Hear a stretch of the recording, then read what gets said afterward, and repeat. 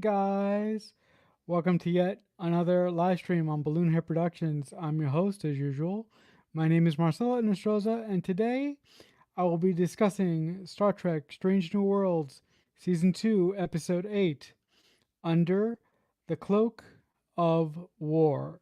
So, in this episode, Captain Pike and his crew getting charged with picking up a Klingon defector from the planet of Prospero that has just signed a peace treaty with them. So that is the general rup of this episode. But the thing that I really enjoyed about this episode, the thing that I really loved about this episode, is that it shows how Nurse Chapel and Dr. Joseph Mbenga, uh, uh, it shows what they went through during the Klingon War started by Michael Burnham in Star Trek Discovery. And this Klingon defector that Captain Pike and his crew are picking up to presumably take to like a peace summit or something was responsible for the largest loss of life during the Klingon War with the Federation. And the thing that I find really, really fascinating about this episode is half of the people on Pike's ship were part of the war and half of them weren't. So it's really interesting to see how the individuals who were part of the war, like Erica, Dr. Mbanga, and Nurse Chapel, react to this Klingon ambassador as opposed to how individuals who were not a part of the war react to this Klingon ambassador. I really love how it starts. I really love how it starts when the Klingon ambassador comes aboard the Enterprise, because as usual, when the Enterprise entertains any delegates or anything, they all dress up and they do that whistle. The I don't know what it's called, the whistle thing. So I like that quite a bit. And when the Klingon ambassador arrives on board, he asks what's the origin of that whistle thing. So Pike explains. Um, so there's that, and I also love a scene when Captain Pike, number one, and Laan take the ambassador to uh, uh, basically 10 forward on the Enterprise, and Spock is trying to synthesize him a cup of Ractigino, and he can't do it right. So when the ambassador takes the cup, it's too cold, I believe. So he has this whole thing about, it doesn't matter that you. He has this whole speech about it doesn't matter that you screwed up. Klingons have a high tolerance for pain. I also really enjoy when the ambassador goes to the bridge, and before the ambassador goes to the bridge, Erica and Uhura are having a discussion, and Uhura is more open to accepting this ambassador to the Federation side, but Erica is one of flew during the war, and she is really really opposed to having this ambassador aboard because she believes that his defection is a ruse to get secrets. So it's really, really fascinating to see the crew at odds with each other. Again, like I said, those who served in the war and those who didn't serve in the war. The most fascinating thing about this episode is seeing it through the eyes of Dr. Mbanga and seeing him have to deal with the fact that this mass murderer is supposedly now on the Federation side. And the first time that he sees him in the episode, the guy basically has a giant panic attack. It's a really, really, really great scene because it happens right after the ambassador gets his hand burned by or gets his hand scalded by the cup of Ractigino. So he comes into sickbay and Banga sees him. He starts to back up, and then his, the director of this episode, you know, does a great job visualizing the scene. He just shows the ringing and Jake, um, you hear the ringing in you hear the ringing in Jacob's ears. You see the sweat pound down his face. He's beating his heart like he's having a nervous breakdown. Essentially, he is having a nervous breakdown. So I fucking loved that the actor who plays Dr. Mbenga did a fantastic job. He's so great. And then Chapel notices that he's having a breakdown, and she goes, "I'll take care of this." And she supposedly, goes to introduce herself or what have you. But I love that that happened because someone who served in a war would have that reaction if they ran into someone who they were enemies with during the war. And again, I'm going to say it multiple times during this review. I love that this episode showed what happens to individuals who go. I love that this episode showed what happens to individuals that undergo serious bouts of trauma and undergo a really, really intense situation. And then how those individuals in their real life after the war or after the fact have to sometimes break bread with the people who they were against on the other side of the war for whatever reason.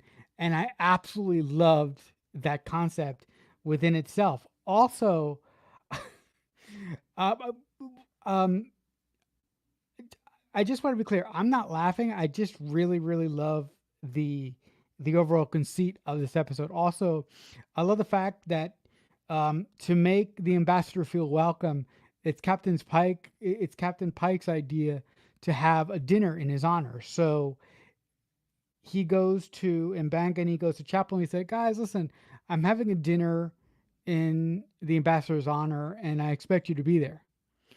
And at first, I was sitting there going, like, he's not going to show up because if he shows up, he's going to have another panic attack and it's just not going to work. There's no way he's going to show up. But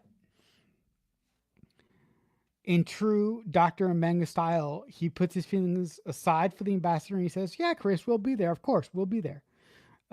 So I really, really like that. And I love when Captain Pike leaves. Nurse Chapel says, "We can still bail out. We don't have to show up." And I love that Dr. Mbenga says, "No, the captain needs us there, or Chris needs us there, and we're going to show up all the same."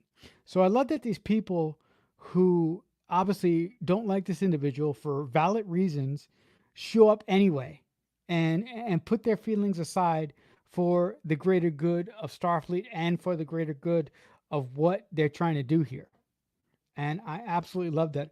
Also, the other thing that I adore about this episode is that while this is happening, we get to see flashbacks of how Dr. Mbanga and Nurse Chapel met in the war. And I absolutely love um, um, the all the flashback scenes, specifically when Chapel just shows up.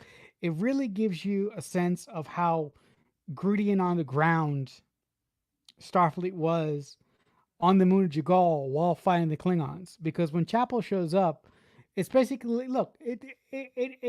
it basically looks like a makeshift. It basically looks like a makeshift war camp that you would have like in World War II or any modern war, but all Starfleet like. And I love the fact that when she first shows up, the the head person in charge of the camp says, "Well, just so you don't know, we don't have a dermal regenerator, so anyone with mortal wounds is going to die, and you don't have any direct supervisors. You are the head nurse of the entire encampment." And I love that Chapel, um, her first experience with the Klingon War is being thrown right in, given no time to sort of assess the situation. She just has to go, and she just has to learn on her feet. And also, I love how they introduce Jacob in this episode, because once Chapel gets down there, she is shown this medical camp, and in one section there are these there there are these tents, and Jacob is soaking himself in a tub in one of the tents, and I love that we don't see him, or he has no lines until there is incoming wounded to the camp.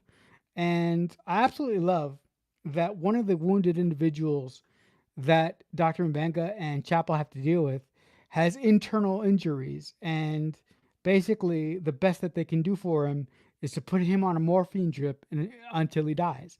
But Dr. Mbenga says he doesn't have to die. What we can do is we can stick him in the powder buffer, and then when the Federation convoys get here or the Federation ships get here at some point, we can beam him back out.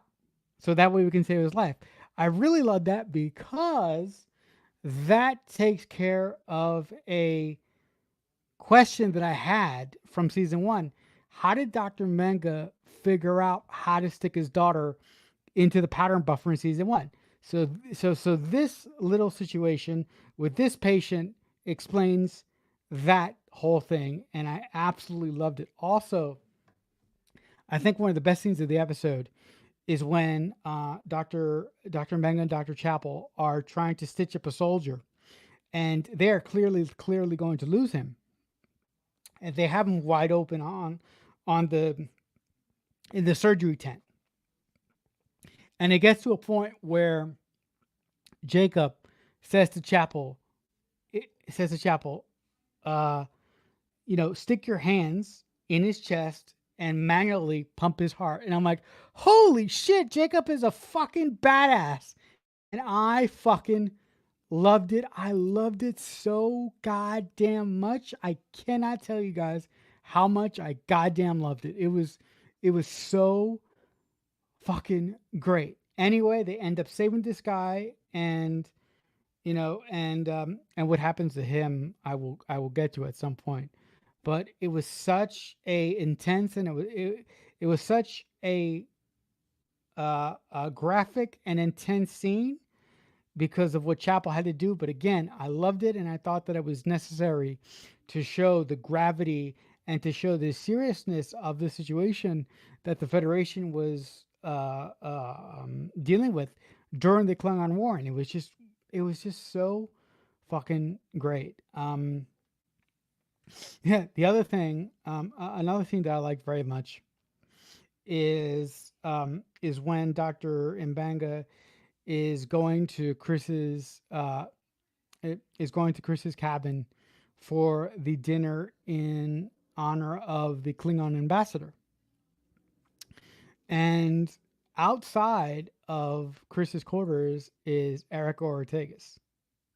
And she is sort of, pacing back and forth because she doesn't obviously want to break bread with that Klingon traitor to her. So she's having second thoughts about going in. And I love how Dr. Manga basically says, right, I mean, he doesn't say this, I'm paraphrasing. He basically says, right now we have to swallow our beliefs, and right now we have to be here for Chris. So if it wasn't for Dr. Manga, I bet that that Erica would have just bolted to her quarters and never shown up. Also, I love while this Klingon ambassador, excuse me, not senator, while this Klingon ambassador is just, entertaining number one, Pike, Uhura, and everybody at the dinner. Nurse Chapel and Spock are are are sort of watching this, and Nurse Chapel is having a really really difficult time dealing with this because obviously she went through everything with Jacob, and and she basically believes that this this Klingon is a murderer and is a bastard. And she's like, Jesus Christ, look at it. She's like, Jesus Christ, look at him. He is spouting off about all the good that he did, and I'm just sick of him. I just wish that he could, shut up. Again, she doesn't say that, but I'm paraphrasing. But that's essentially what she says. And I love that Spock notices that Chapel is in distress, and I love that he offers to go up there and to change the subject to make Chapel feel better, and he does. And for a while, he's able to sort of switch the conversation into something that will be more palatable for Chapel's ears or what have you. But I really like that on the way back from the dinner, Chapel and Spock are walking down one of the corridors, and Chapel says, um, she basically says to Spock, after you've been a part of war, it's really really difficult to forget and forgive. You can do the best that you can do to sort of put it aside and to sort of not acknowledge it, but it's always going to be there. It's going to be a wound that never heals. Again, she didn't say this, but she sort of paraphrases. I'm sorry, guys, that I'm not giving you direct quotes, but I've only seen this episode once, so I'm working off of memory here. But I love what she says because I believe that she's trying to say sometimes forgiving individuals is really really hard, and sometimes once you go through a traumatic event in your life, whatever it is, whether it's going through war or losing a loved one or losing uh, uh, a child, god forbid, that sort of sticks with you and you never really heal from it. You kind of just carry it with you. And I really think that that statement is really um, I really think that that statement is very, very applicable to Jacob in this episode because clearly Jacob is not over the traumatic events that happened to him on, during the war, and it is really, really apparent that he is on the edge of wanting to rip this guy's head off. I mean, when they're at the dinner, when he's speaking, the director does a great job of showing Jacob sitting in the chair and holding on to one of the chair arms. But as this Klingon guy is speaking, Jacob's hand gets tighter and tighter and tighter and tighter. And Pike picks up on it and he says, Jacob, you have other responsibilities. You should leave. Mind you, that's after Erica basically explodes and leaves the room because she just can't take it anymore. So that's after Erica leaves. But I absolutely love the performance by the actor who played Mbenga. And I should say that the actor who played the Klingon ambassador did a great job too. Because this guy has a look on his face. He has such a smug fucking look. He it it's like to me it's like he has a shit eating grin, but he doesn't have a shit eating grin most of the time.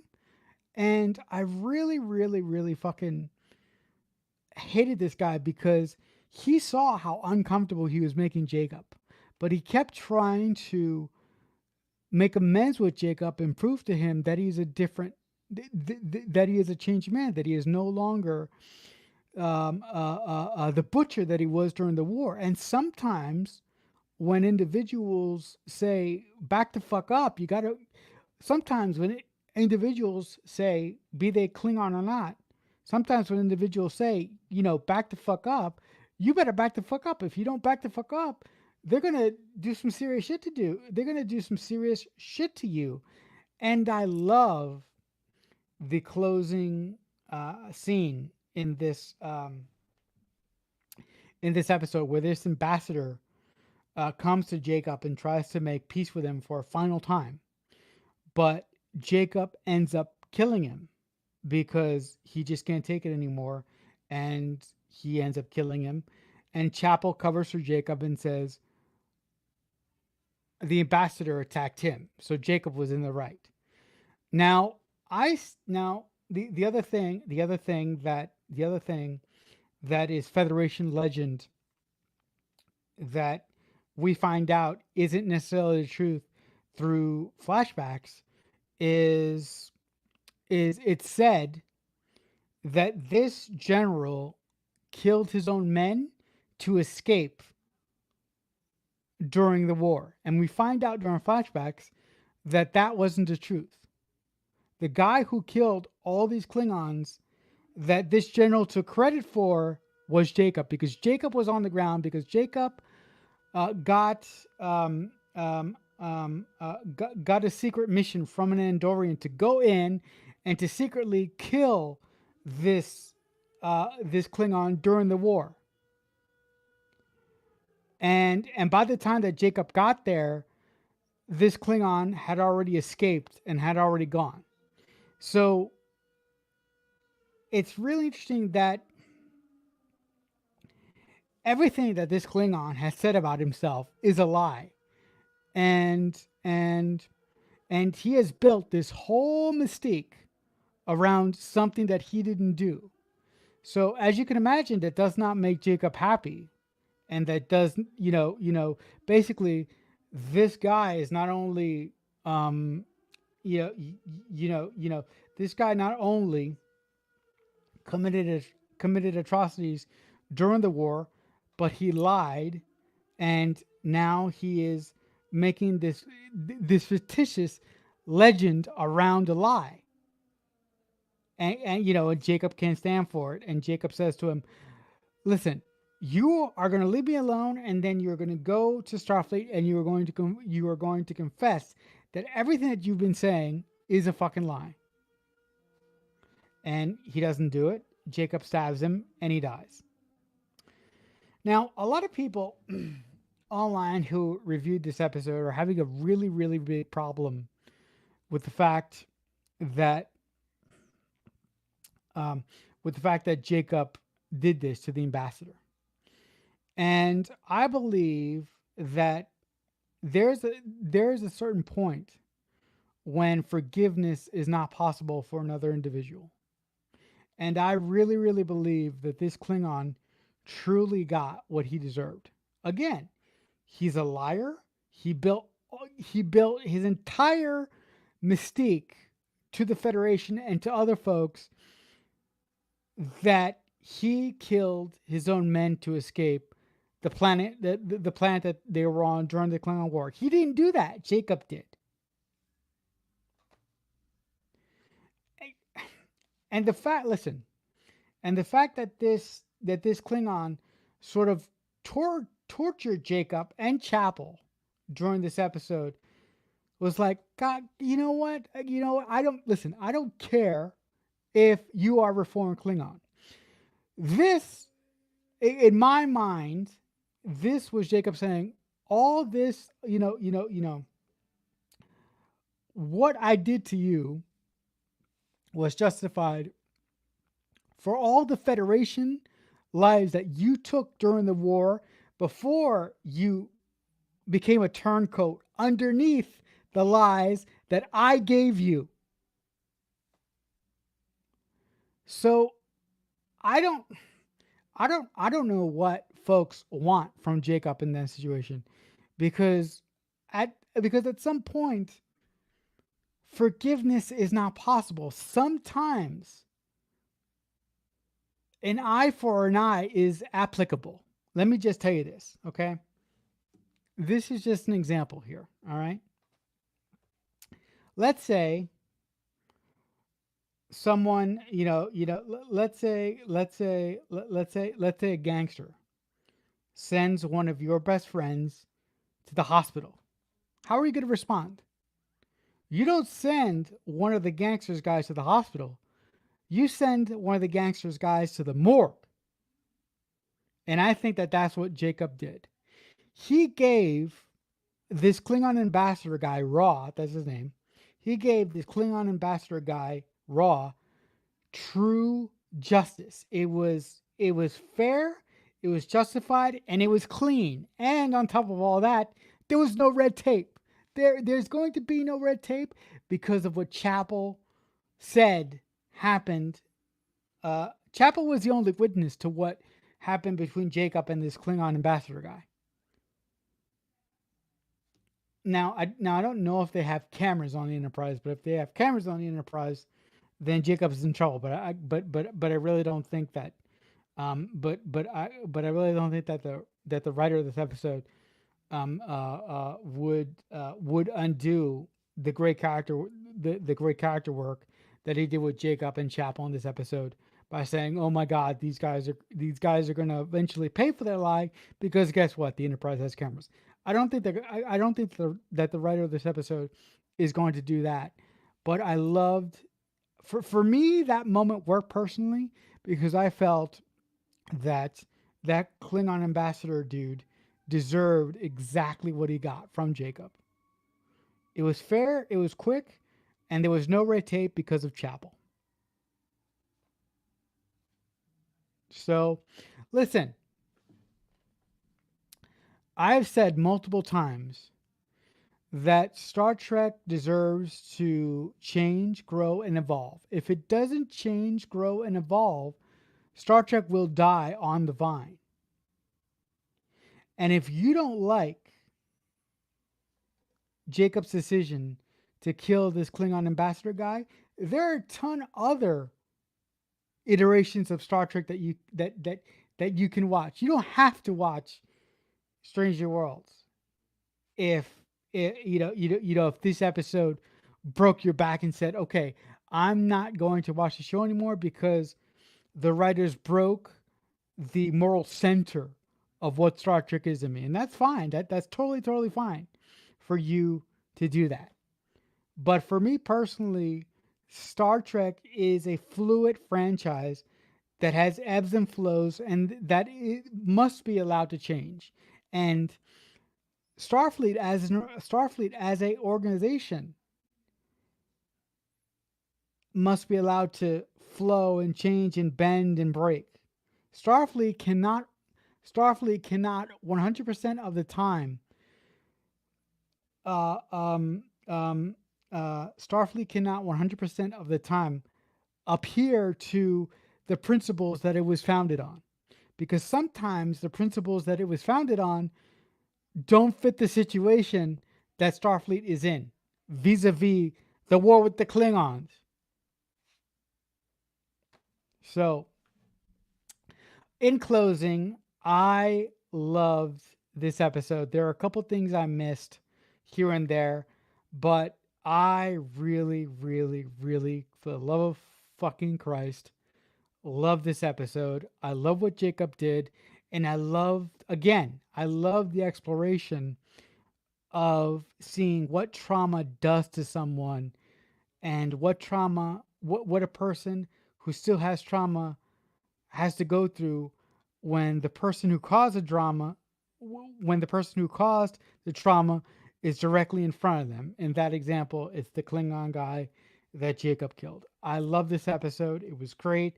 To me, it's one of the best episodes of the season so far.